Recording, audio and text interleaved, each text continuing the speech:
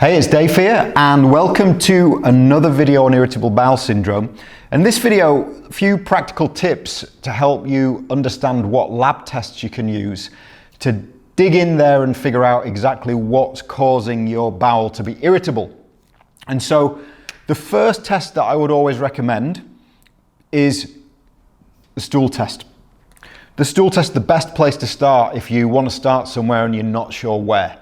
The reason is it looks for many different things. It looks for H pylori, it looks for opportunistic bacteria, it looks for low levels of friendly bacteria, it looks for parasites, it looks at your digestive function, inflammation, immune function, digestive enzyme output, and things like that. So it's a very broad spread of different things that could be contributing to the IBS. So that would always be my starting point. However, the SIBO breath test, which you can also do at home, is really good for finding SIBO. A stool test can't find SIBO. It can indicate or intimate that SIBO is there, but you can never be 100% certain that SIBO is there without running the breath test. And the reason is, when you look at all the microbes in the stool, it gives you an overview of what's overgrowing somewhere in the digestive system. But you can't differentiate between the small intestine and the large intestine.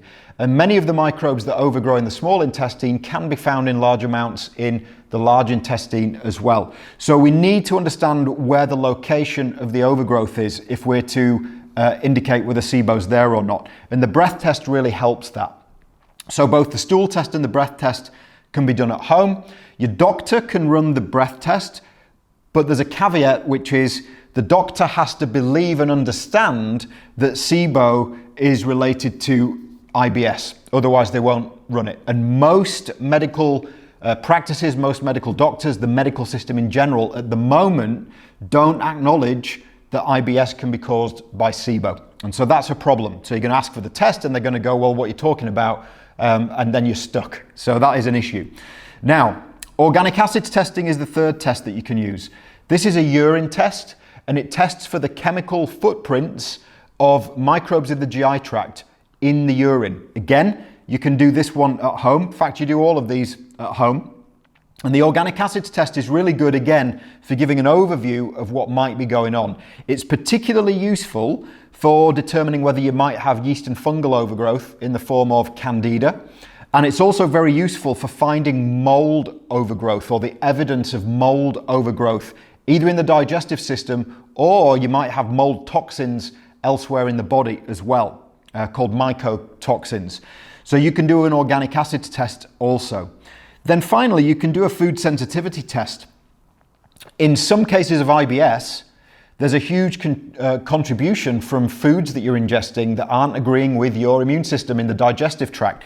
Things like cow's milk, eggs, grains, gluten, wheat, seafood, certain fruits, etc., vegetables and nuts, seeds, soy, all of these different things.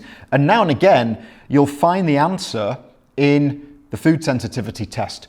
And so, how do you know which one to use? Well, I said I would usually start with a stool test. Just in my experience, we've just had very good results using the stool test and then writing programs based on the results of the stool testing. I do have a bias toward the stool test. I do think it's the best starting point. But it depends on your health history. And so sometimes you can speak to people in an initial consultation, take an overview of what's been going on with their health over the last few months, last few years, and we may start with something else.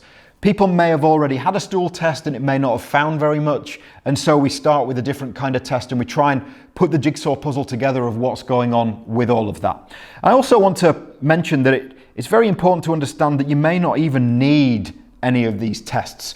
If you eliminate some of the foods that I've talked about in a previous video, gluten, cow's milk, soy, nuts, seeds, vegetable oils, things like that, if you've taken them out of your diet, you might find that the symptoms have just improved tremendously from doing that. It may be that the irritable bowel syndrome is nothing more than a reaction to one or more foods that you're eating, and you may not need any of these tests.